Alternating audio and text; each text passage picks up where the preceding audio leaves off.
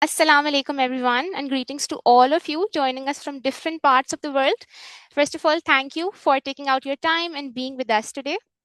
Allow me to introduce myself. My name is Zainab Rahman, and I am the Marketing and Communication Specialist at the DinarStandard. And it is my great pleasure to welcome all of you to today's roundtable on US Israel Iran crisis, business and investment scenarios for OIC economies, April 2026, hosted by the DinarStandard. To briefly set the context, today's discussion is anchored in our latest insights brief and interactive dashboard.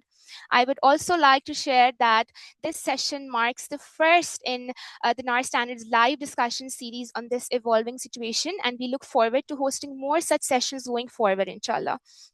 And I would like to tell you that we are joined today by a distinguished group of experts and practitioners from across policy, research, and industry. Now, I hope you will stay with us till the end of this session. Here is the agenda for today's roundtable. And now, without any further delays, I would hand it over to my colleague, Reem Shafaki, who is the partner at the NAR Standard, to give her opening remarks. Over to you, Reem. Thank you, Zainab. Assalamu alaikum and welcome everyone. Thank you once again for joining this expert roundtable on the US-Israel crisis, business and investment scenarios for OIC economies. My name is Reem Shafaki, and I'm partner at DinarStandard, where I lead the travel and tourism work and manage market strategy projects. Let me begin by a brief introduction to DinarStandard. We are a growth strategy and execution management firm focusing on helping organizations achieve profitable and responsible global impact, with particular expertise in the global OIC economies and government innovation and social impact. Given DinarStandard's long-standing work across OIC economies, we felt it was important to contribute a practical and forward-looking perspective at the moment, and that's why we developed this insights brief and accompanying interactive dashboard, which we'll walk you through. And our view is that this is not only a geopolitical crisis, it's an economic turning point that could reshape the trade, investment, supply chain, and regional partnerships across OIC countries for years to come. And while many governments are rightly focusing on the immediate response, the bigger question is what this means over the medium and long terms. And this is what this brief is intended and dashboard is intended to address. So we look at the strategic implications for OIC governments and companies over the next 1 to 2 years, medium and longer term, 3 to 5 years. And this is the beginning of an ongoing series. We plan to update both the brief and the interactive dashboard monthly as the situation evolves, and over time to deepen the analysis further at a sector and also at a country level. And in today's session, we begin with the presentation of the brief's findings and a walkthrough of the dashboard. Then we will hear brief remarks from Madame Latifa Bouabdellaoui, Director General of the Islamic Center for Development of Trade, ICDT, followed by brief remarks from DinarStandard's partners from across different regions globally. And since this is a roundtable, we welcome your questions and we'll take a few live comments towards the end of this session. And I'll now hand it back over to Zainab, our MC. Thank you, Reem, for setting up the context. We've now come to a key highlight of today's session, which I'm sure many of you would be waiting, which is the presentation of our insights brief findings, along with a live walkthrough of the interactive dashboard. Now, to lead through this, I would like to invite Mr. Rafi-uddin Shikoh, the CEO and the managing partner at the DinarStandard, together with Najmul Kawsar, the senior consultant at the DinarStandard. Over to you guys. Thank you so much, Reem, Sister Reem, and Zainab. Welcome, everyone. Assalamu alaikum wa rahmatullah from myself and our team. Alhamdulillah, we're very excited to share these insights in this very critical moment that's reshaping our region, the OIC economies, our socioeconomic well-being. And we're here to present these findings in the form of an interactive dashboard. I'll be joined by Najmul. Before we dive into our findings and how we went about it, let me share with you the methodology we followed in order to ensure that we had a credible and a comprehensive way in which we evaluated the areas of concern for OIC economies and its socioeconomic profile, as well as the strategic options that the OIC countries have going forward. We have been developing our own proprietary innovation megatrends framework for the last 5+ years. In fact, we have applied this across many of our works, and we are utilizing this in order to come up with a structured way to evaluate. The first key element of this is understanding the current state or pre-crisis, I would say, the pre-crisis state of the OIC economies, and then contextualizing it in context of the current war, as well as the relevant strategic initiatives, specifically as it relates to technologies and other developments. We then evaluated and identified what are the potential political scenarios developing, given that we are still in the midst of a moving scenarios. So we've identified 4 scenarios based on which we determine the implications to the OIC economic landscape. And from there, we identify mid and long-term areas of consideration for OIC economies. As Reem set the stage, the key questions we want to help answer here is not the immediate crisis response, but what are the important strategic considerations for these economies in the midterm and long term.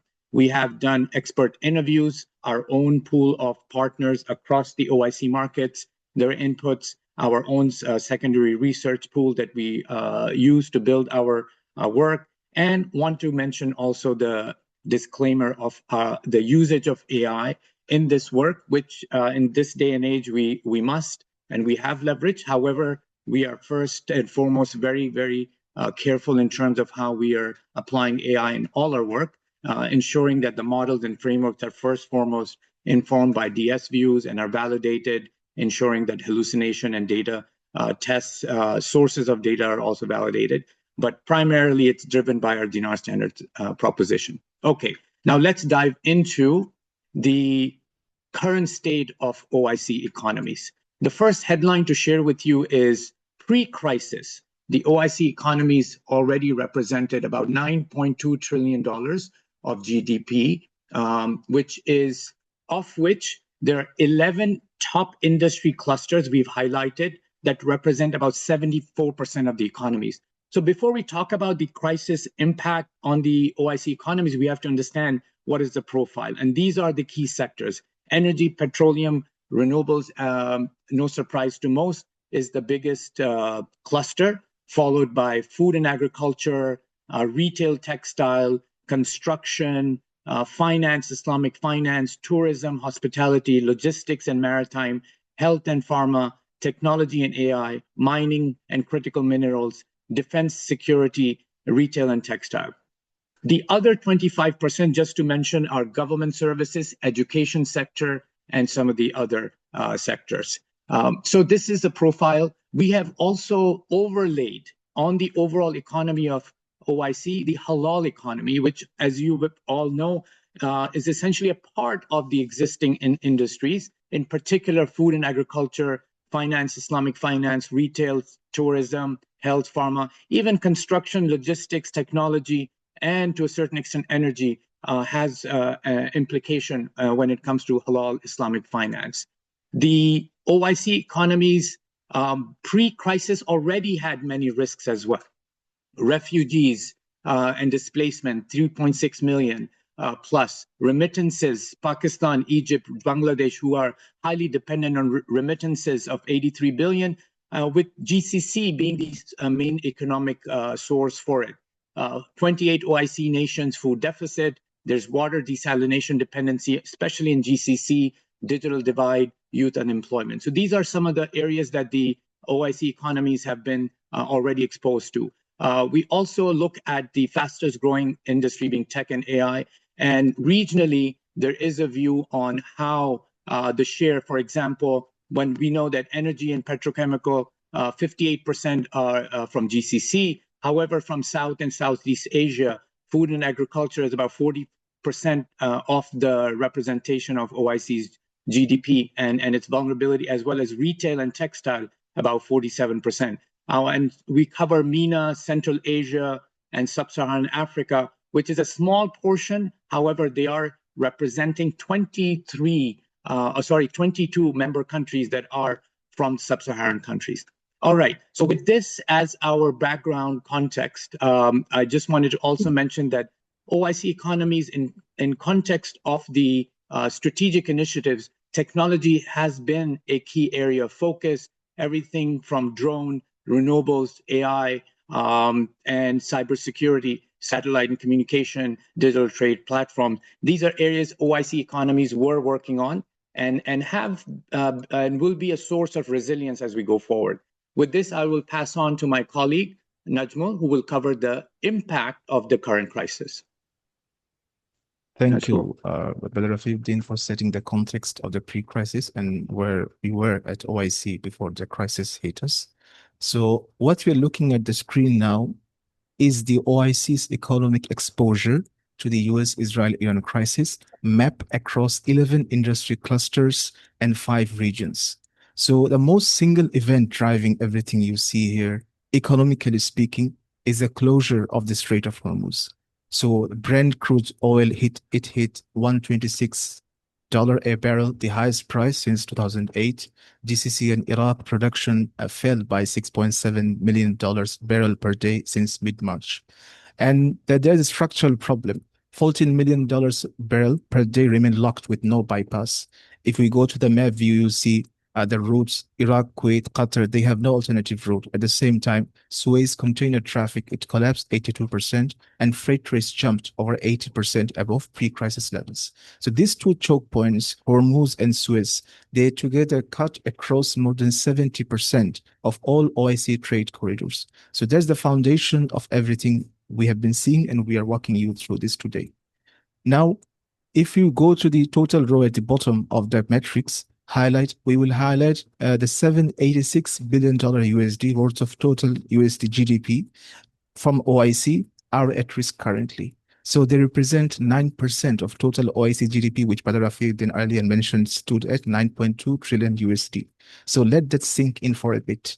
Now, if we go to the region view, we can see the GCC region on the far left, it carries the heaviest burden at 422 billion USD or 19% of its regional GDP. That's the deepest exposure or the most exposure of any region. It makes sense because it's the center of the both disruptions. And South and Southeast Asia, home to Indonesia, Malaysia, Pakistan, Bangladesh, Brunei, they face $166 billion USD at risk, largely through trade disruption and remittance collapse.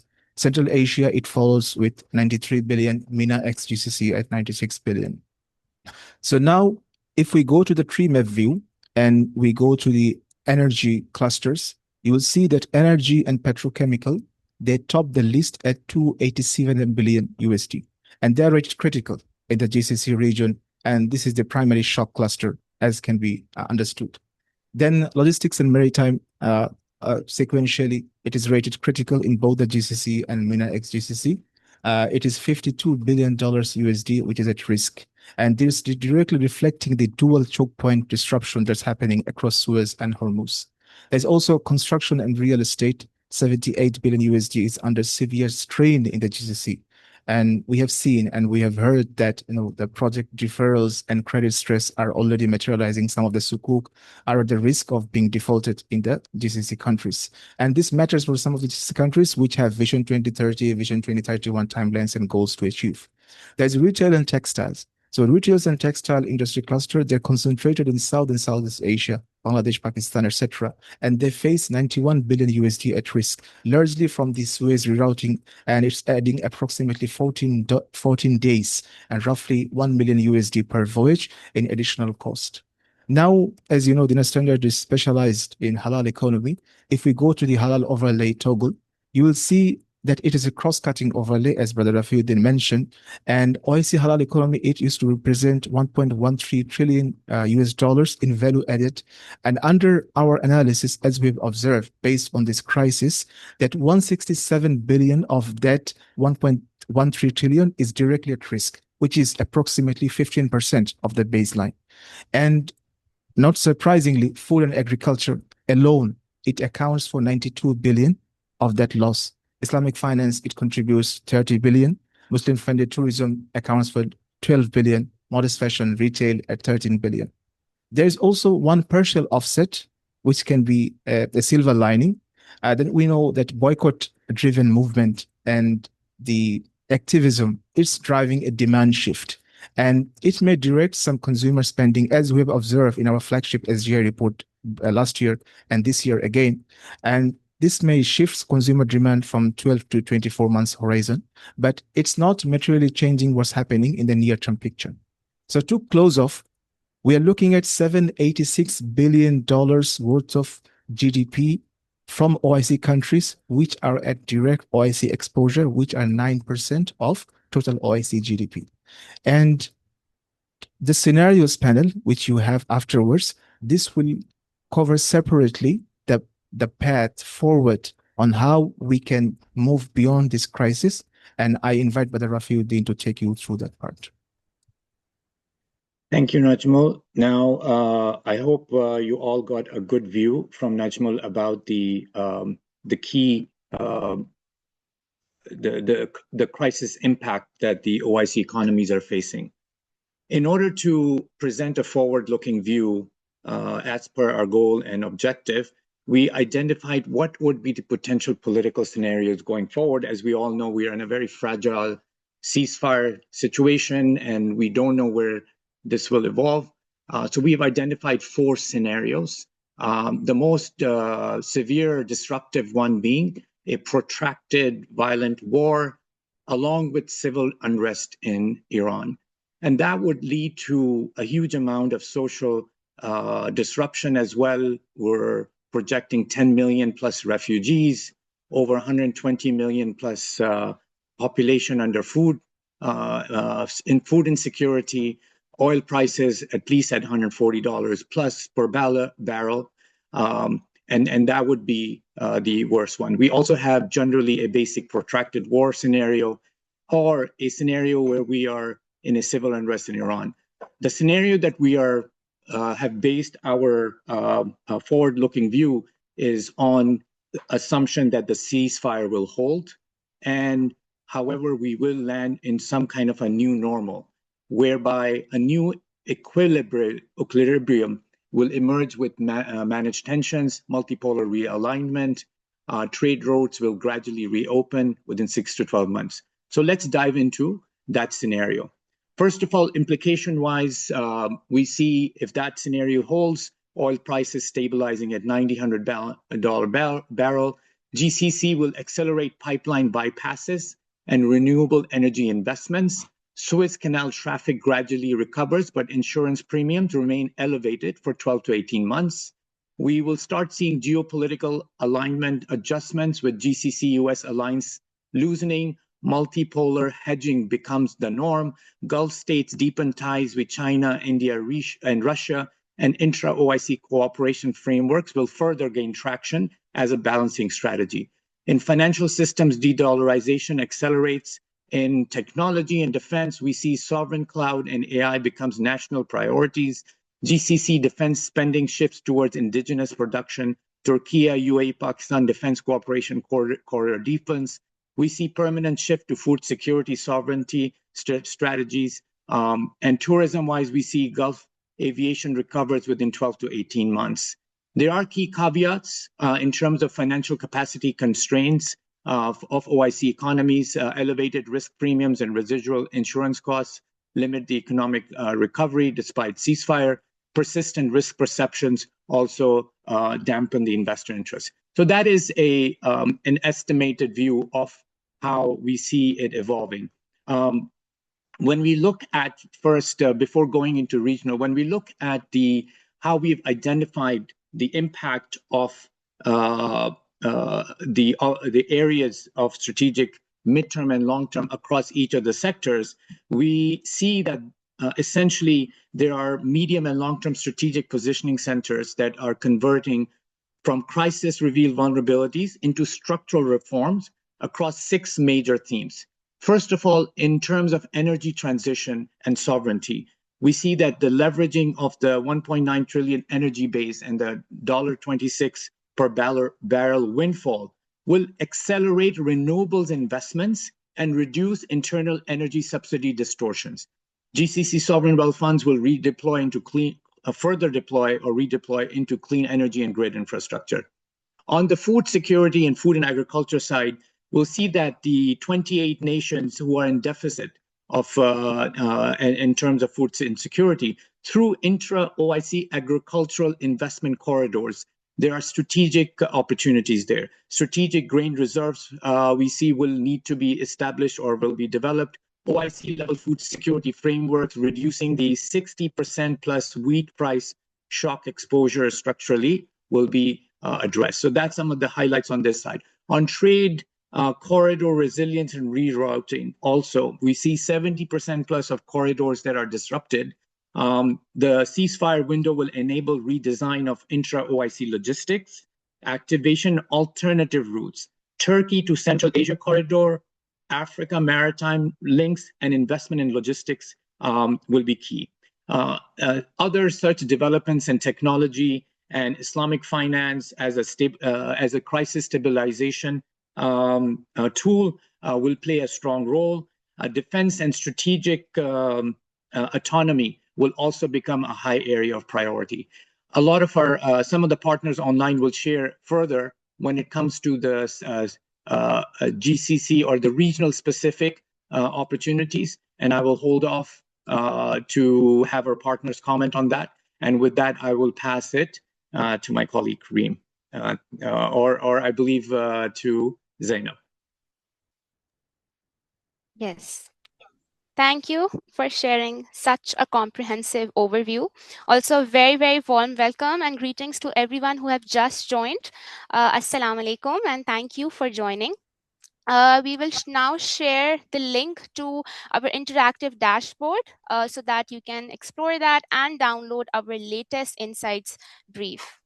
Now, moving on, it is my great honor to invite Mrs. Latifa, the Director General of the Islamic Center for Development of Trade, ICDT, to share her remarks. Over to you, Mrs. Latifa. Thank you. Assalamu alaikum. Good morning, good afternoon to everyone, ladies and gentlemen. Allow me at the outset to express my sincere appreciation for the opportunity to take part of this important roundtable at a time of exceptional gravity for our region and for the wider OIC community. The crisis in the Middle East is not only a regional conflict, it is a profound human tragedy and a major source of instability whose effects extend far beyond the immediate theater of conflict. Its impacts are already being felt across many of our member states. Through rising uncertainty, pressure on trade and investment flows, and growing economic and social vulnerabilities. First and foremost, we must acknowledge the immense human cost of this crisis. The loss of innocent lives, the suffering of civilian population, the destruction of essential infrastructures, and the displacement of vulnerable community call upon our conscience as much as our responsibility. At such a moment, our collective response must remain firmly ensured in the values of human dignity, compassion, justice, and peace. This crisis also reminds us of a fundamental reality. Our economies are closely interconnected and our vulnerabilities increasingly shared.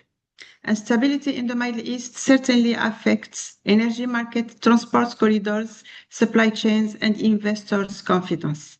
And for several OIC member states, especially those highly dependent on imports of food, fuel, fertilizer, and key industrial inputs, such shocks may further aggravate inflation pressures, weaken productive sectors, and heighten social stresses.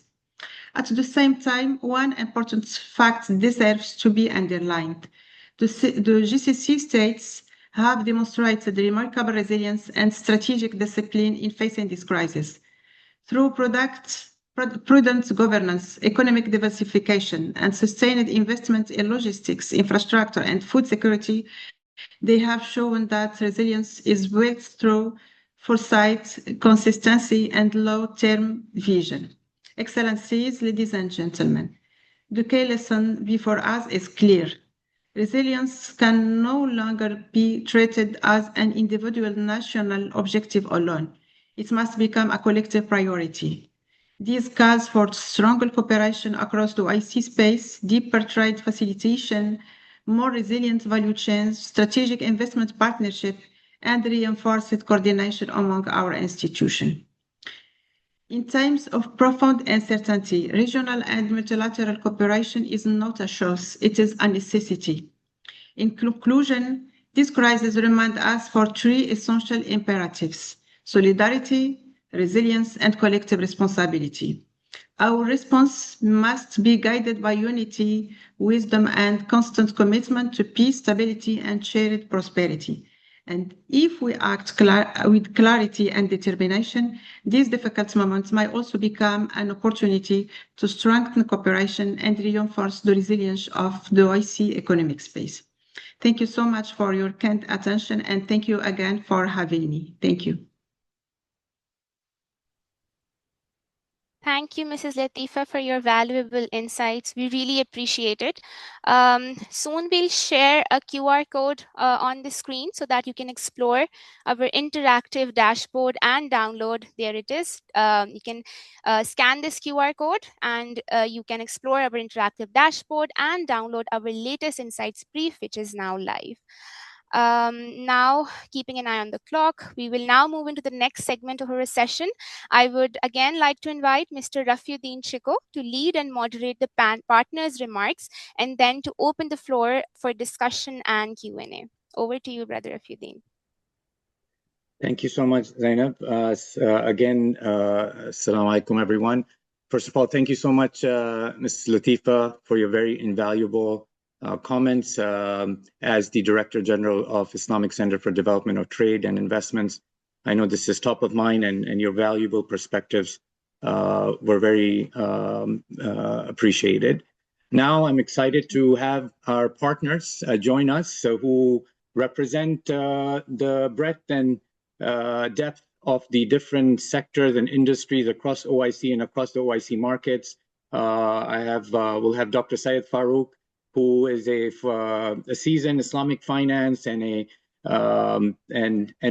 jack of many trades when it comes to innovation, government innovation, and finance and Islamic finance.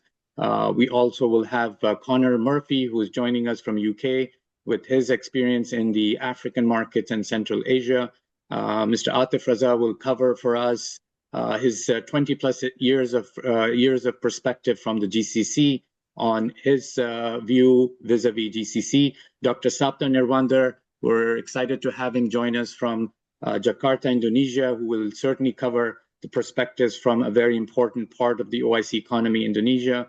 Mrs. Norhariti Jalil, who will cover Malaysia and Southeast Asia, and Afdhal Aliasar as well will cover his perspectives on Indonesia and the region. And Mr. Dikko Ladan from Nigeria will cover his perspectives, general globally as well as Africa. So welcome, dear partners. I will start with Dr. Syed to give his remarks, and I will try my best as the partners go through to share the related parts of the dashboard with you. Syed, floor is yours. Thank you so much. Assalamu alaikum rahmatullah, and it's a pleasure to be here with you. This is a really pertinent discussion given what's happening in the world today, and particularly for the OIC countries, the 9.2 trillion OIC blocks. And that's because it's not a passive bystander in this crisis. It is the central arena. Brent, as you've heard, has peaked at $126 per barrel. 20 million barrels of Hormuz transit has been halted, and 70% of OIC's trade corridors are disrupted. The big question, I guess, that everyone's asking is not whether OIC economies are affected, but which ones convert this disruption into potentially structural advantage, and which ones could fall behind if they don't take it forward. So I'm going to start with a general view of a lot of these things, but I'm going to focus on what is considered and what pretty much every one of you probably understand are considered first order effects. And then we'll move on to second order effects. In terms of the first order effects, everyone is very familiar with the energy shock. I'm not going to go through it into detail because my colleagues have. The other first order effect is, of course, inflation, which is going to have a huge impact across a number of countries, but particularly, for instance, in Gulf food imports, which have dropped by 70% within weeks. Wheat has gone up by 60%, rice by 35%.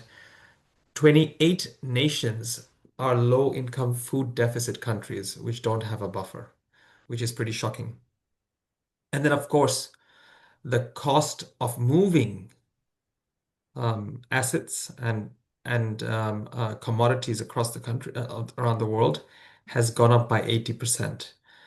Suez revenue, the Suez Canal revenue, collapsed by 61%. And of course, delivering goods all over the world is going to have major effects on because of the Cape of Good Hope rerouting, which adds weeks, and of course the cost to the supply chain. Now, in terms of very quickly, the second order effects, I'm going to cut this out, of course, is not necessarily affected by just the not every country is affected equally. But for instance, the GCC is going to have a short-term windfall because of the high oil prices. But at the same time, they're going to have to worry that the expenditure that they had in the sovereign wealth funds and the investments that they made, they probably need to pull back a lot of those investments and plug domestic gaps then rather than deploy globally. The war risk insurance premiums, of course, in the country are going to kill investment appetite. In South and Southeast Asia, and my colleagues are going to speak to it in a lot more detail, of course. Pakistan and Bangladesh are going to face crippling import bills, both for energy and food. And then finally, of course, in Indonesia and Malaysia, which are a little bit more resilient because of palm oil exports surging, with Malaysia also emerging as a neutral semiconductor hub, will benefit from some of these challenges.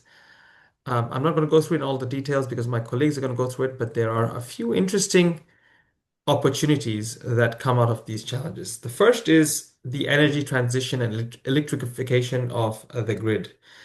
This crisis has probably permanently accelerated the case for renewable self-sufficiency. The GCC sovereign capital is now flowing into green hydrogen, solar, and grid interconnection.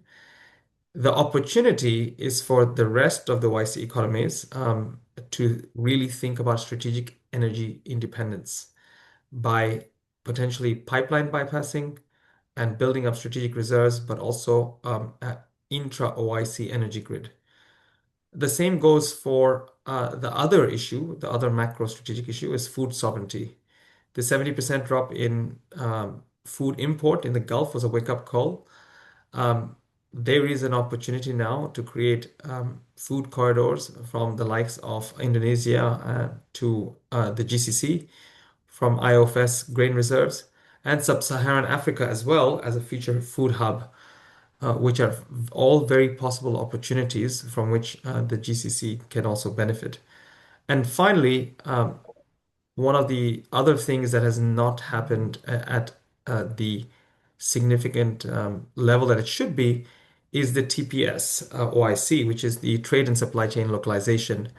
And this crisis should hopefully create the political will to galvanize that movement. Halal certification harmonization, for instance, the opportunity to have de-dollarized settlement, and and one of the other conjectures is a potential Bangladesh-Pakistan GCC textile corridor These are all opportunities that are executable in the midterm.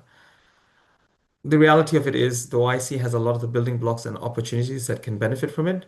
However, it requires governments to have strategy and a sequencing and prioritization of looking at the long-term recalibration of the economy towards the opportunities that this presents. Thank you so much, Rafi.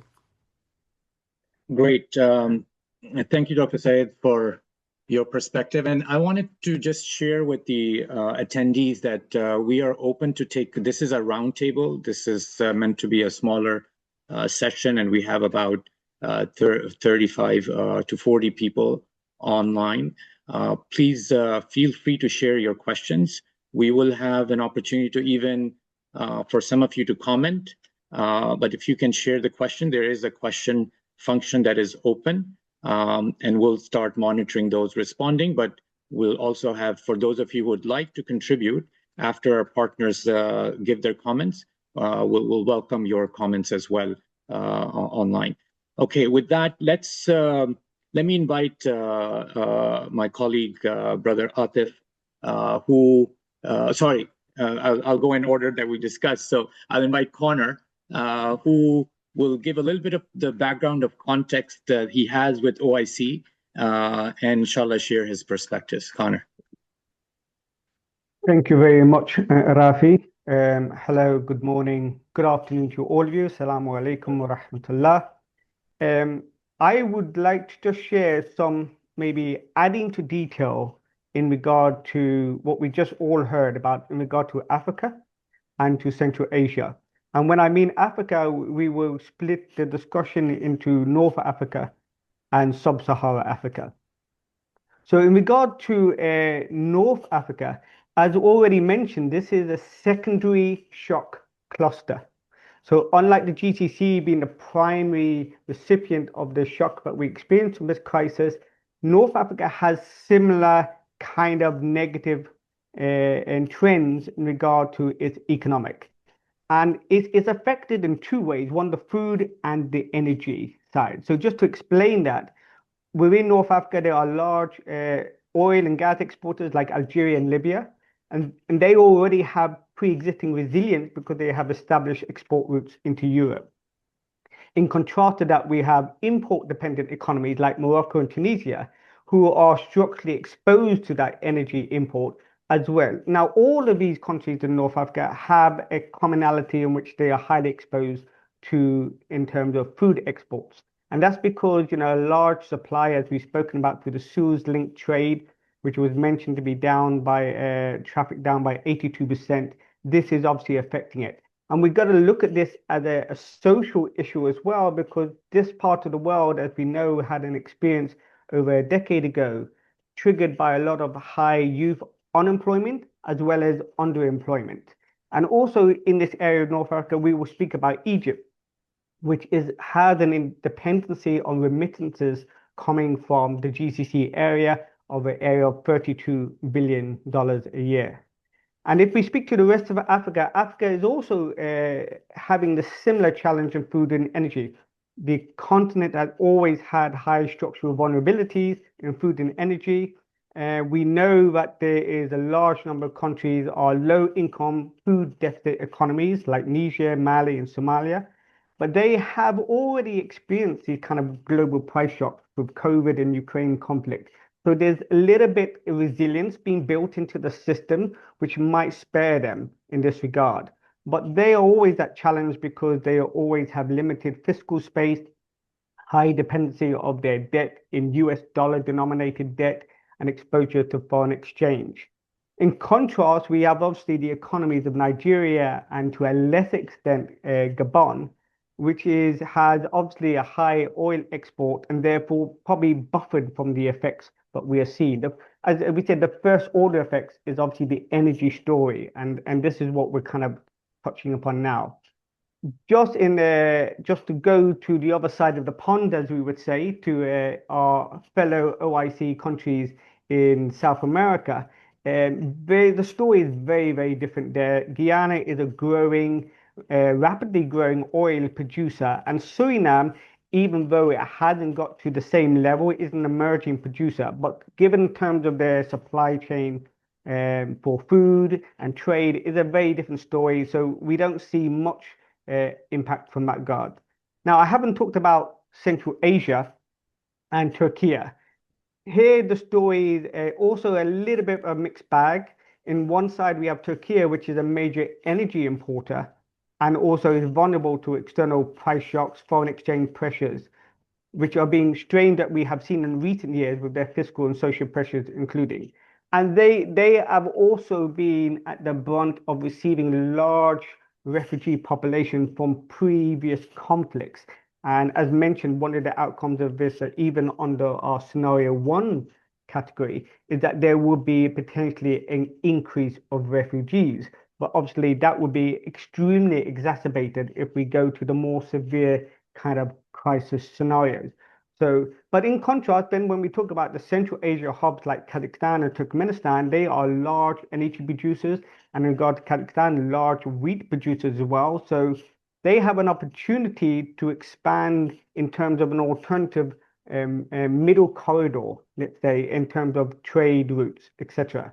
So that was just to give you some of the dynamics in that regard. I just wanted to emphasize that, why we talk about the classical economic impact of triple deficit dynamics, which would affect the government's budget. These countries have experienced shock after shock for a number of years. And so therefore, there are ways to manage that. And I think they have already started this process. When we talk about the new normal, this diversification, building more food independence, building the inter-Africa trade, I think that has already been worked on, especially by OIC developmental institutions, and therefore we would see this continuing into the future. Just a point on Turkey, there's some aspect, but when we talk about the tourism sector, there's a potential to redirect tourism flow to Turkey. This is something to be probably observed or monitored. And whilst there may be some redirecting, we might have reduced capacity for people to go for long haul flights from the European destination because they are equally impacted by this crisis in terms of inflationary impacts, etc. I think, and this is the story, is that when we talk about the inflationary impact, this is going to expand into potentially interest rates. And these are secondary effects now, which maybe we can talk about in another session, what we might do. But what those secondary impacts will have effect on those countries which are high dependency on the US dollar, and those countries, therefore, their debt might become unsustainable. We might get into a new cycle. But I think this is something we would need to observe at a later point in time. I think I just mentioned some comments there. Maybe some of the questions that might want to add more details. That's great. And, I welcome our partners. If you have questions of each other, please jump in. I know we talk about this not as frequent as we should be. So certainly, and Conor, maybe, if I can ask you and say it a little bit before we move to Brother Atif, a little bit of the context of Islamic finance's role. I know we touched on it briefly, but if either of you want to just give a quick comment. And again, reminder to the attendees, please feel free to drop in your questions. Later on, you'll also have an opportunity if you actually want to speak. Depending on the time, we can also entertain that. But you have an opportunity to share Q&A. But Conor, Sayed, what's your thought on Islamic finance as an enabling, resilient tool for the OIC economies? Conor, do you want to go? I think Islamic finance, as one of the sectors that we analyzed in this report, is going to be least affected. However, it's really going to be dependent on what region we speak to. So when we're talking to the GCC area, the Islamic finance has been very insular, nationally focused. So it's been a boom territory for Qatari banks, for example, to invest and make it in projects within their own national borders. And I think that has created a little bit of vulnerability, and they might be exposed to that. What might happen, and would be a good thing going forward, is that these financial institutions, the Islamic ones, would diversify their loan book to maybe looking to mitigate the risk to a sole country or sole region. So I would think that would be a positive trend going forward because we do see a lot of need for Islamic finance in other parts of the OIC, but not having the capacity in terms of the loan book and balance sheet strength to be able to support that. So this is something possibly going forward. And if we speak about the Islamic fintech story, I think this has a kind of like immunity to a certain extent because of the way it operates. It's not linked to the energy or the actual physical trade corridor. So I think this is only going to grow in this regard. I just wanted to add to that I think in certain respects, and particularly in terms of debt capital market, it's going to have a certain boon for Islamic finance as governments have to draw on capital to shore up their balance sheets and also to liquidate their assets. They are going to start issuing much more paper. So the likes of ILM and the others providing more liquidity to the market as governments need to shore up their balance sheets after the deficit. It's going to be a particular area where Islamic finance is potentially going to serve from years and years of accumulating a lot of deployed deposits to now deploying it to specific opportunities. There is certainly going to be in places like Indonesia and the GCC and places like Pakistan and Bangladesh an opportunity for Islamic finance to grow their balance sheet, particularly of assets and borrowings to governments. Great. Okay, so there's much to be discussed there for sure. Let's get Atif, your views. Yeah, assalamu alaikum, ladies and gentlemen. Thank you very much for joining this call. My colleagues have already spoken a lot about the issues that we are facing. So I'll just briefly refer to Saudi, the context of Saudi, in terms of how we see it being affected. I mean, Saudi is obviously integrated very, very, very closely into the GCC, geographically, economically, etc. So there's no question that it is affected at the moment by what is happening. However, on the other hand, it's slightly unique in that because of its positioning, of its size, even its population, and the nature of its geography, it has a number of contingency options that it can bring into play, which it already is doing right now. So, for example, the Red Sea pipeline, which is allowing close to, numbers are not exact, but probably around 5 to 6 million barrels of oil to flow out through Yanbu rather than go out from the eastern region and through the Hormuz Straits. So the Saudi has the ability to reposition very much in the short term, which it is doing. So existing options can be deployed. So that is one of the things that is happening. There are a number of Western ports that can come into play in the medium to long term. There is a fairly robust road network, east-west across the country, that can not only allow Saudi to use for its own logistics purposes, but perhaps in time can be deployed to support other GCC countries. One of the major things that the revenue source that is part of the non-oil revenue sources, of course, is tourism. At the moment, that tourism, and by and large, significantly propped up by the pilgrimage flows that come in, which are increasing year on year. That has not really seen much of a drop-off. We will see, of course, moving forward, if things worsen in that sort of critical scenario, whether the Hajj is affected. But at the moment, we don't see any significant signs of those numbers being changed. So medium term, Saudi probably has the capacity to adjust for what is happening. The projections for growth this year have been scaled back from around 4.4, 4.5%, which was the number I think given back in January, to closer to 3%, 3.1%. But it is still growth as opposed to the contraction that is projected to happen in some other GCC countries. And of course, as I think Farook mentioned, sort of there is the windfall that is also happening because of oil. So if oil stays around $100 a barrel, there could be a potential windfall of around 50 to 70 billion through the whole year. So there is that opportunity. Now, on the other hand, there were a number of challenges that the country was facing, fiscal challenges, which they were already beginning to address. So a lot of the things that have already been discussed, i.e. the sovereign wealth funds, what is happening there, we will continue to see PIF has already come out with the revised strategy. So we can probably expect a lot of that to continue happening.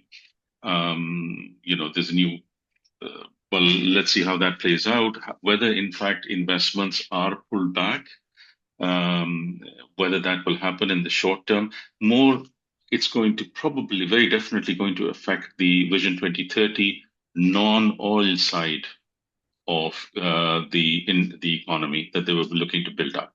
If this continues, that certainly will need to be addressed. They're already beginning to address that, but there are some large-scale projects down the line which are driving a lot within the economy, World Cup, etc., Expo. If that is affected, then yes, there will be a knock-on effect to that. The risks, principal risks, are any further non-oil economy growth, Vision 2030, as was laid out, tourism, foreign investment, etc. So FDI, those goals potentially could be at risk if this continues long term. But of course, inflationary pressures, food supply, and water. If the crisis becomes even more critical, those are the three things for a country with a large population that could be significantly at risk. The one thing possibly that I would like to mention is that this longer term is an opportunity as well for Saudi, perhaps more so than other countries in the region. Is there going to be a restructuring of manufacturing, repositioning of manufacturing more towards Saudi than, say, in other OIC countries or other GCC countries? So we could see a shift that would probably impact Saudi economy positively. The one sort of unknown that is out there, known unknown, if you will, is what happens if Suez is further restricted, Strait of Hormuz is closed, and Bab al-Mandab actually gets closed. That is a significant risk that could change many of these, what I just said. So that's certainly something to watch longer term. Very important. Obviously, Saudi Arabia is at the center, at the heart of the OIC, as well as the heart of this crisis. And it's strategic, both even, we talked about from a scenario point of view, Atif, on the effect on the alliances and new trade partnerships, new political partnerships or adjustments, and then resulting trade alignments. I think Saudi Arabia will play a key part in shaping or setting the stage or tone for the rest of the OIC in many ways. So very, very critical. Let's move to Southeast Asia a bit, and I invite Dr. Sapta to share his comments. Thank you, Sapta, for joining. Great to have you. Thank you, Brother Rafi. Assalamualaikum warahmatullahi wabarakatuh. It's nice to meet you all, especially my brother Said Farook, who has stayed longer in Australia and more riches than you stay in Dubai. I think, yes, we delighted, and also thanks to DinarStandard to have really the great initiative to conduct this study and analysis about effect of the war and the crisis, due to the Iran and US and Israel. Of course, this has been affected not only Southeast Asia, also Indonesia. As I mentioned you last meeting, last meeting in the Zoom also. The important thing, especially in Indonesia, is energy crisis. The energy, why the Indonesia is affected by the crisis of energy, and because we net imported of petroleum, even though we have the 600 million is from Indonesia, then 1 million is from imported. You can imagine. But the government is still resilient to support the population and still have a good price of the petrol. It's not increasing like maybe our neighbor country, Philippines. Dr. Said, that petrol is still stable. Why is important energy? Indonesia has 240 million people, 270 million people. You can imagine if there is no energy, no electricity because the fuel. I think you can imagine they not only affected for the only just lighting, but the many of energy is based for the house production or home production, home-based production, like some SMEs and etc. is still needed for Indonesia. I think this is important. Not that also Indonesia still actually until if I'm not mistaken, until this year, at the end of this year, try to maintain the balance of the price of energy, fuel and other energy. And also related with energy, of course, we are suffering also the impact of product derivative from energy, like petrochemical. You can imagine even plastic actually in Jakarta, Brother Rafi, you have to back to the coconut oil, to coconut flour. No plastic at all, because plastic is already expensive one. And others packaging, manufacturing component, industrial raw material. This is affected by this crisis of energy. We can try to save the energy as fuel and etc. But still, we cannot escape from product petrochemical. Of course, has been mentioned also by Brother Said. Inflation at least now around 2 and 3%. I think Abdul will explain more about the finance and investment. My opinion or my thought is related with the energy crisis and also with the product derivative with the petrochemical and inflation, of course, and tourism. Tourism, I think this is my baby from a long time. Tourism, especially for the Indonesian inbound. Only from Australia we have still inbound from Australia. And then we suffering from, of course, from Europe, from America, and also from Middle East, from MENA or from GCC. Yeah, in Bali now you can have a cheaper bungalow, Rafi, if you want to stay second honeymoon in Bali, you just ask me, and then you have cheaper price in Bali actually. But the other hand, as I mentioned our brother Dikko, for Al-Hajj, there is no big difference in terms of quantity. Al-Hajj still growing very, very fast. That means still biggest number of the people, they don't care about the war. They are going to Al-Hajj this year. And already many of thousand, a million of Indonesian will go to Al-Hajj. Now they are opened by the Saudi government. I think this tourism sector, of course, on the other hand, is suffering because the energy crisis, because the uptour is increasing, the price of ticket is increasing, but still we have a chance another tourism or another pilgrimage program particularly. And I think I want to mention again about the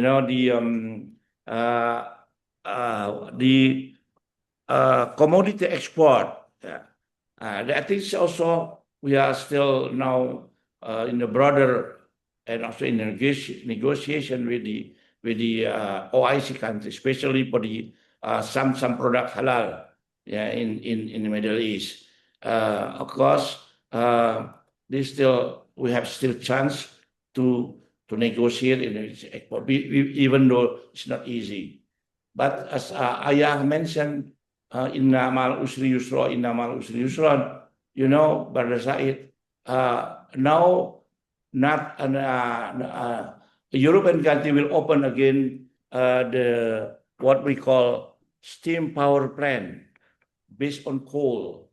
Yeah, because they are suffering for the fuel, they want to open that. Now there are yes, some preliminary discussion. They want to import more coal from Indonesia. We have many coal, Brother Rafi. We have many coal, even uranium. We have also coal. They will ask the coal there. Then Indonesia will already open again stream power plant. The problem stream power plant is the this a little bit pollution for the dust pollution that will be affected by the dust. But this is also important, the opportunity after this crisis. Second things from energy side is what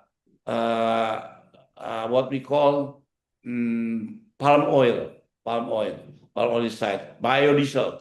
Biodiesel actually also the government start hardly to increase using the biodiesel. I think these are two sides. One is we are suffering for this fueling, and then one other is a chance to have another opportunity to have a business. But anyway, for the petrol, the last one, we the government, the president is negotiate with the Russia. You can see in the map, Russia more easy to access to Indonesia. Then maybe we have a chance to have competitive price fuel for Indonesia. That's brother. Maybe Thank you, the financial for investment, my friend, my brother, Afdhal will explain to you more maybe. Thank you. Great. Indonesia being the largest population, Muslim majority country with and you highlighted in terms of tourism, the highest number of pilgrims that come from internationally from Indonesia. And certainly all of these areas are of concern from an economic point of view. Thank you, Pa Sapta. I'll come to Pa Afdhal for his further coverage of Indonesia's context with his unique perspective, especially on finance and investment side, but others as well.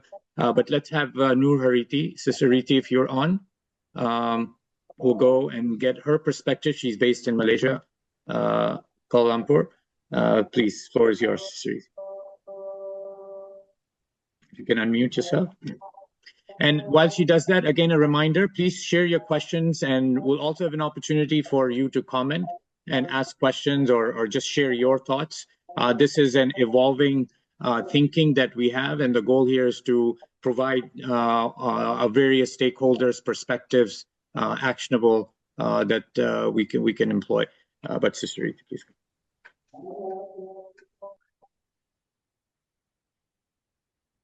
We can't hear you. All right. Oh.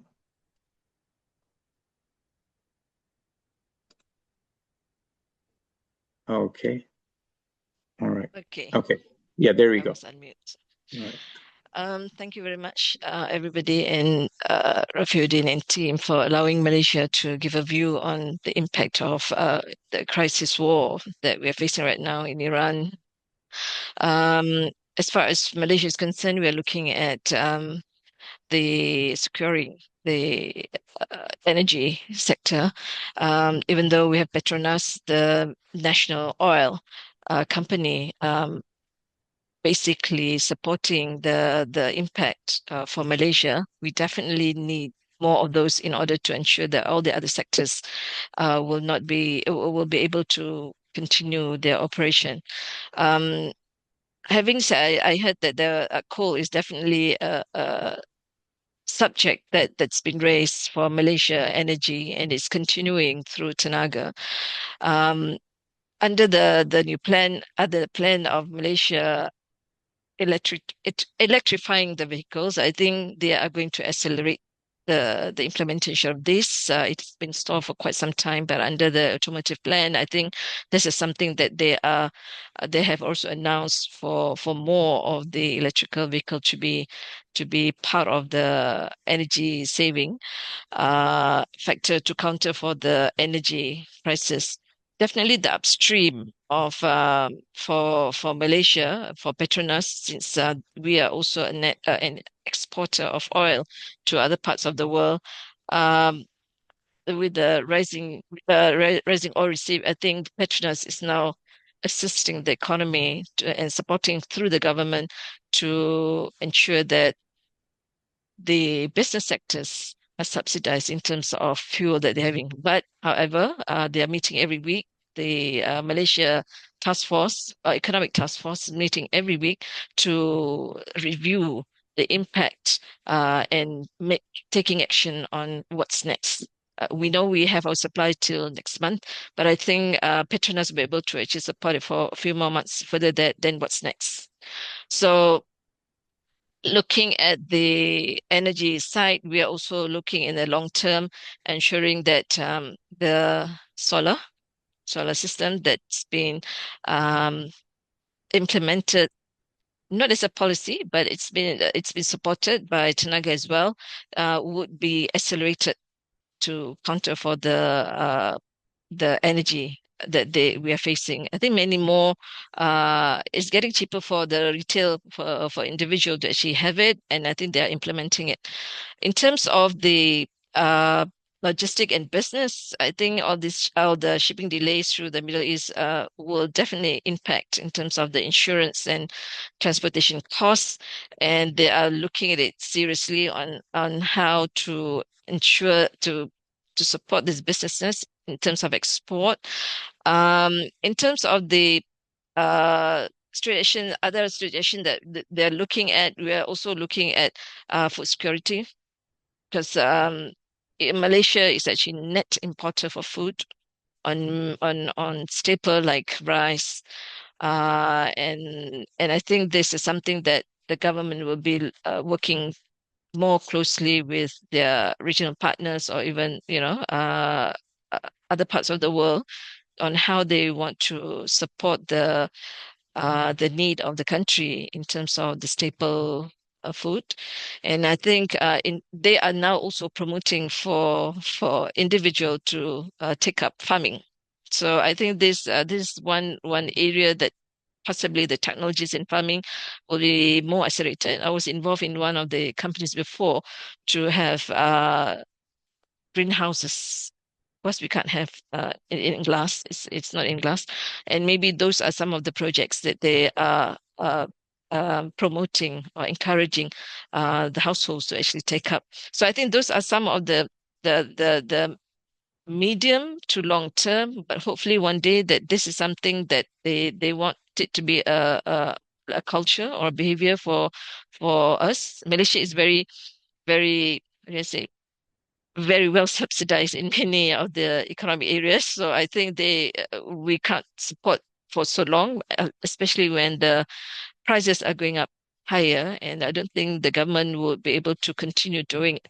So I think they are taking measures to make sure that we are able to survive over this period of the crisis and long term.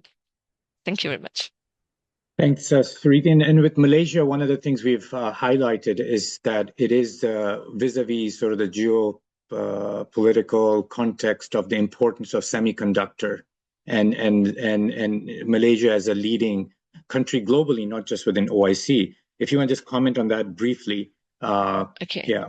In terms of the semiconductors, yes, there is a plan under MITI to drive this activity, but I think it requires energy and solar system. Data centers and things like that. So I think this is something that they also need to relook at whether new projects will come on board in a quick way, and hopefully that the renewable energies will come through on time, to actually making sure that disruption in the supply chain for the semiconductor is being addressed.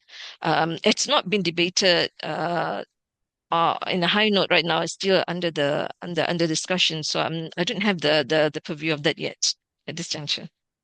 Great, thank you. All right, let's quickly cover Afdhal next, and then we want to definitely hear from Brother Dikko in terms of the context of Nigeria and Africa, so especially sub-Saharan Africa region. And again, I want to remind the audience that we will take your comments as well live. So just raise your hand, and after the partners are done, you have the opportunity to ask questions or comment as well. But go ahead, Afdhal, welcome. Thank you, Brother Rafi. Assalamualaikum warahmatullahi wabarakatuh. Nice to see all the partners here, Pak Sapta, Brother Sides, and other panelists, and also ladies and gentlemen.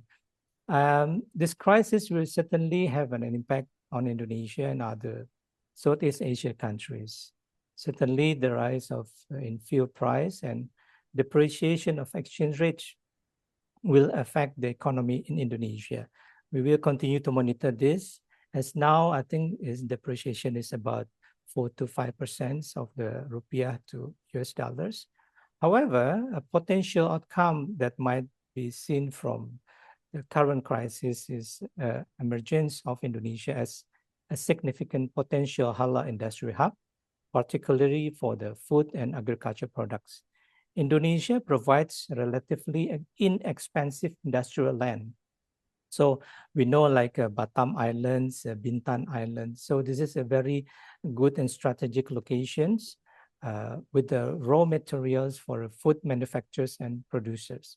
And Indonesia position in supply chains will offer many advantages for Indonesia and other countries that want to move their industrial centers and food supplies away from the conflicts area in the Middle East.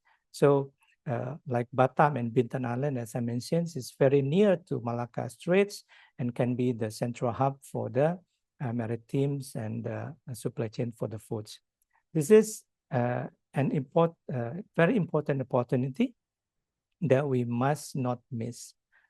Regarding the supply chains, we also see not only hub for the maritime transportations, but also hub for the airlines, placing Indonesia in an increasingly attractive position for major airlines players to migrate their hub and maintenance operations to Indonesia. So really big opportunity in the medium and long term for Indonesia in this situation, because Alhamdulillah, we are a bit far from the crisis location in the Middle East. But I think the Indonesia governments must be react fast to grab all the opportunity to attract all the investment back to Indonesia. I think that's my comment. Thank you, and back to you, Brother Rafi. Great, thank you, Afdhal. And I think the investment landscape is definitely going to shift, and with these strategic priorities shifting towards sectors of energy, renewables, defense, supply chain, food, as we highlighted, and Indonesia's role with also, Afdhal, with the new Danantara, the Sovereign Wealth Fund, as well as all the private equity flow that Indonesia gets. I think it'll be definitely one to monitor. All right, Brother Dikko, welcome. Thank you for your patience. But we really, as highlighted, there are about 22 sub-Saharan African countries, Nigeria being one of the largest economy of the OIC in the region. Love your perspective. Yes, assalamu alaikum, and thank you very much. One significant observation is the moderate status of sub-Saharan Africa being impacted. For me, the impact is even higher than that of Saudi Arabia. That is what in my head I will define, simply because our economies, one, we don't trade much with each other because we don't have a lot of infrastructure to trade among ourselves.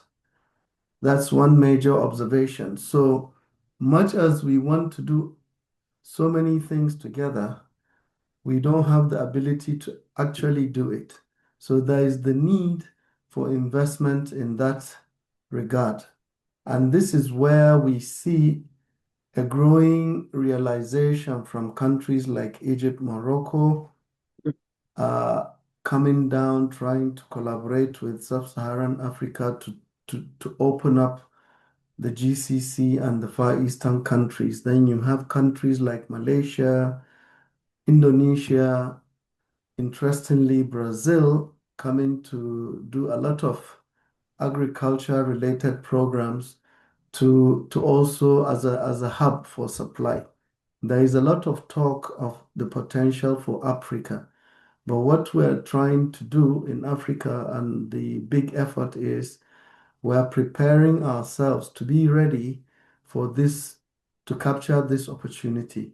So this is a situation whereby Islamic finance, as an example, will play a significant role as an enabler on its own. Then the other key institutions of OIC like CIMIC, ICDT, Islamic Development Bank, and the rest need to aggressively push for the agenda within OIC, to get us to trade more. And the reason why I say this is, for example, in Nigeria, there is already an expression of interest to supply meat to Saudi Arabia.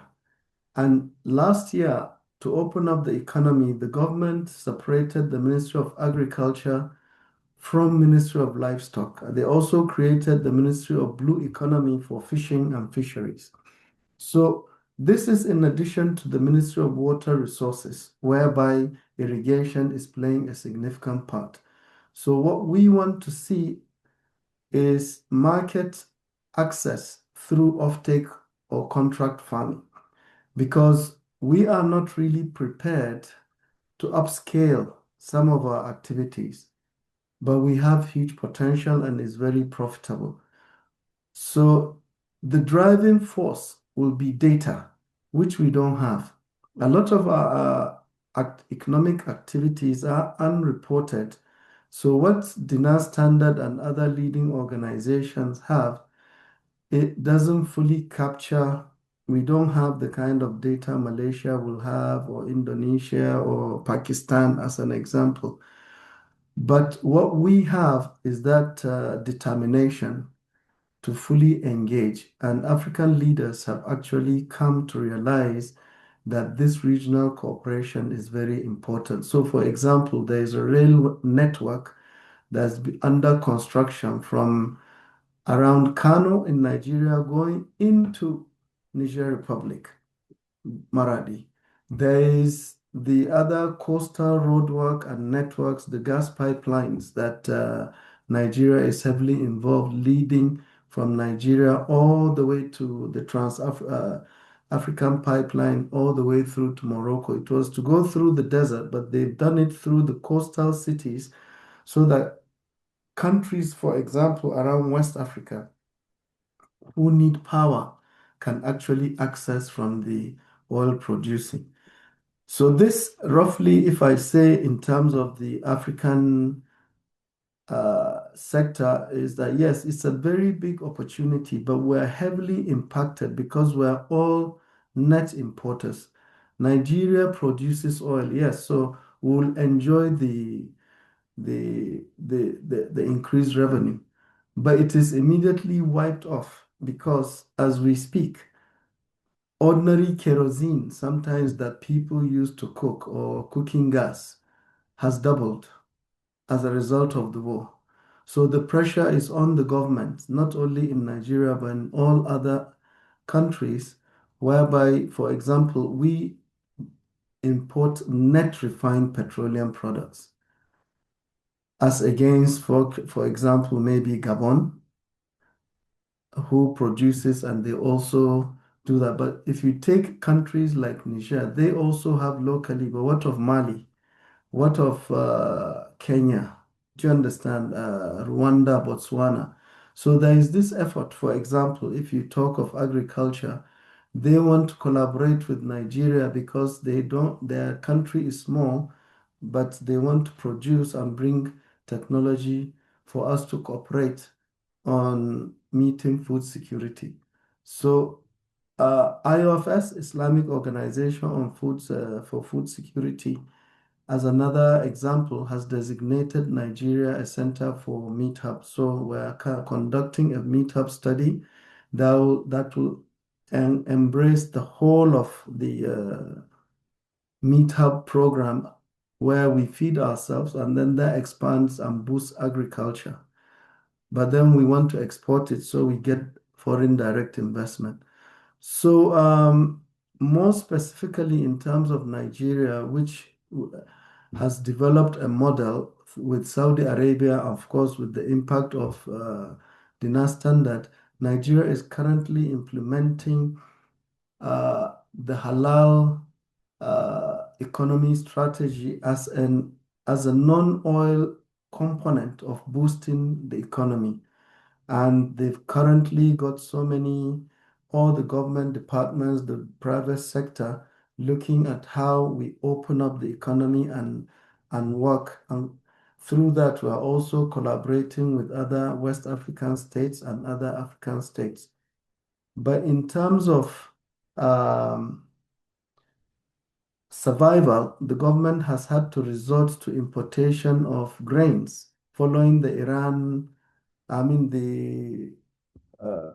Russia war on that's going on, and it's compounded now. So in a country where like all the sub-Saharan Africas where we import heavily, this move from non-dollar is not even an option for us. What the option for us is trade and bilateral opening of our markets, because we don't have that capacity to do anything other than non-dollarized trade now, even though, for example, the window has been opened on the Chinese currency and other currencies. So if you want to trade with Nigeria, that is open. However, we need to really bring the economy into shape. So for every time, like now we have Dangote having the largest refinery in Africa, but he's had to be importing some of his oil. But because he is also importing and Nigeria is supplying him some oil, you find that every time the price goes up, the cost of importation impacts on us.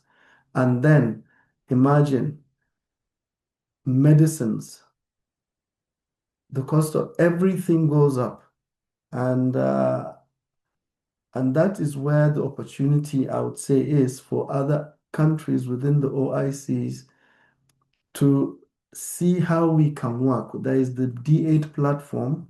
There are other regional programs whereby I believe opportunities can be obtained. But we're very much open in Nigeria for collaboration and working on opportunities to work with the OIC. Thank you very much. Thank you, Brother Dikko. As we're coming to a close, I want to, first of all, thank you. Very, very important perspective. And I think it's important to highlight the human, of course, the first and foremost, the human impact element to this crisis. And with all the partners online now, perhaps we take a moment and do a quiet dua prayer for all those who are suffering, who have suffered, who are facing this injustice. And we make dua to Allah subhanahu wa ta'ala that there's justice that prevails, and those who are on the right path, they get victory. And those who are suffering, their suffering is removed, inshallah.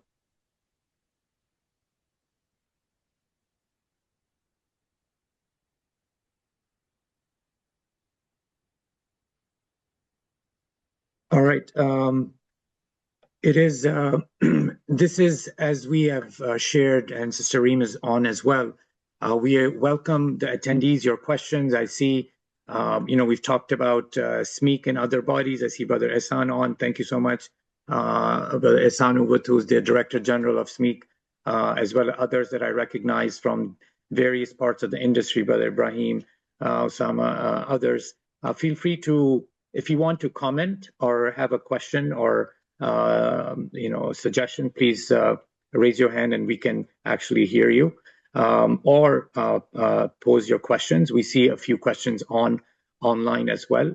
I would also welcome Mrs. Latifa back on as well with our panel, and see if she would like to ask any questions or general comments about where we're headed, and what can we do in our capacities to enable socioeconomic improvement of our OIC economies.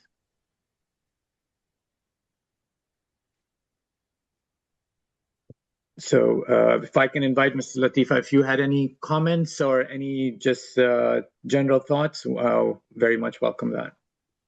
Thank you. Thank you so much, Brother Rafi-uddin. I would like just to react to two questions, very interesting, that I show on the in the exposition. The first one is about food security, and the second about our regional countries, Asia, Europe, and India. For the first question, I think that OIC food policy must be ensured in resilience, strategic reserves, secure supply corridors, stronger intra-OIC trade, and greater investment in domestic production and agro-processing. This is an action that should be taken by all our member states. It should equally promote stronger partnership with African countries. Brother from Dikko from Nigeria highlighted this issue. Partnership with the African countries whose vast agricultural potential can make them key partners in enhancing sustainable food security across the OIC member states. Food security cannot longer be viewed slowly as a market issue. It is now a strategic priority. So this is my comment related to the first question. The second question is about how we have to do in this situation, since countries and like China, India, and European Union are deepening their commercial and investment presence across OIC markets. The key question for us is strategic autonomy. I think that the real solution lies in a stronger integration in the OIC economic space through greater intra-OIC trade, import and investment, so that our region can respond to the current crises and future ones with more resilience, security, and independence.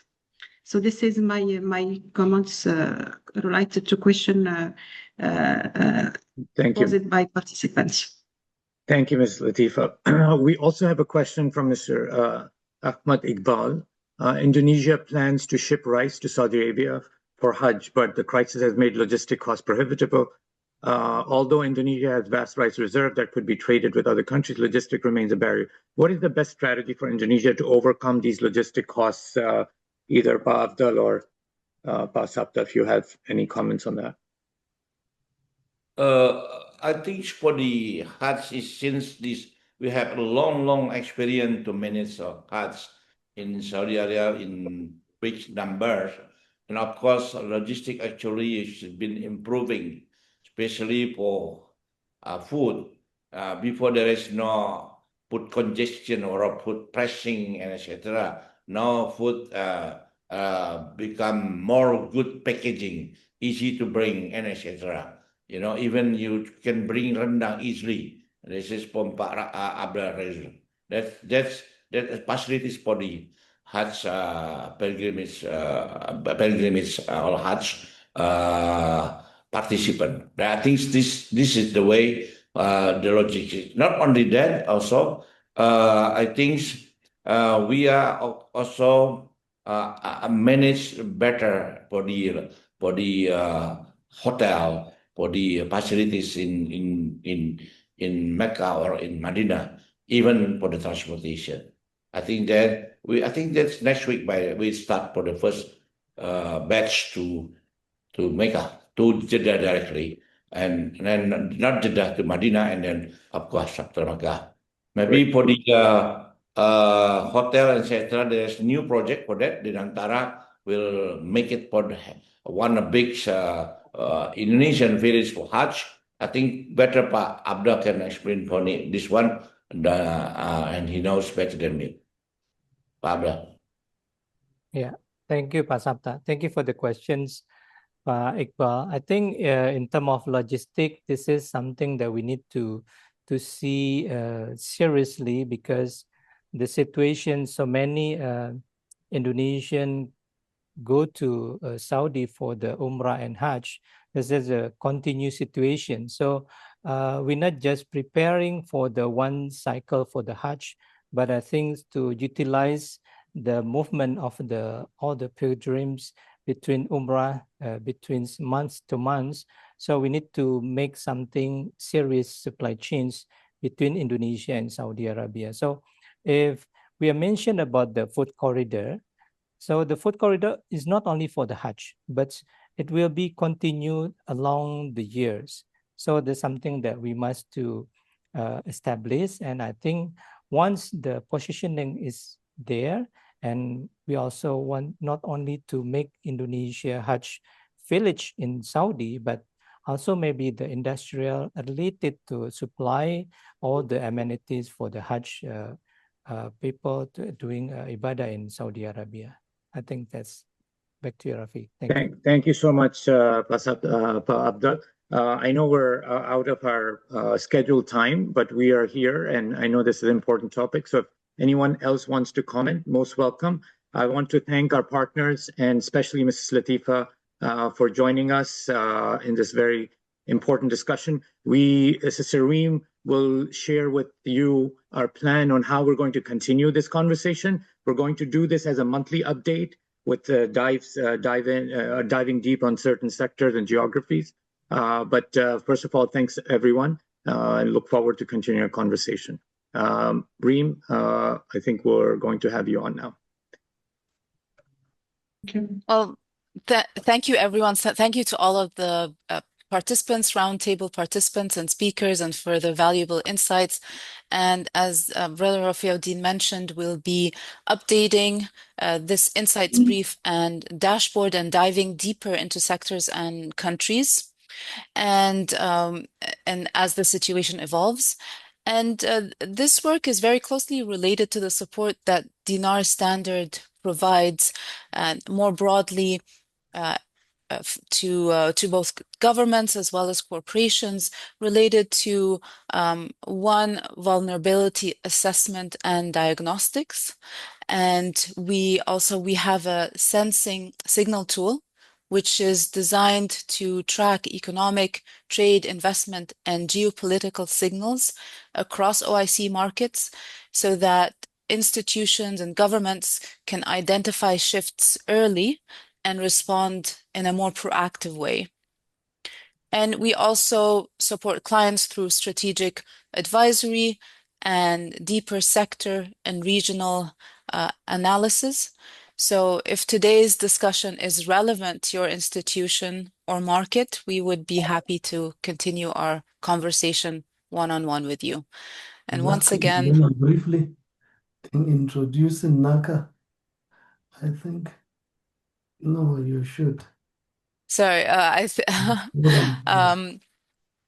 I'd like to close this. And once again, thank you, and assalamu alaikum.